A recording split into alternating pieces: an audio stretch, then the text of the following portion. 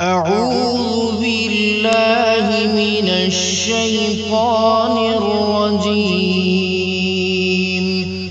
بسم الله الرحمن الرحيم.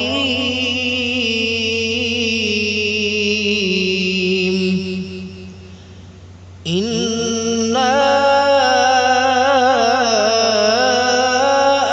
أعطيناك الكوثر فصل لربك وانحر إن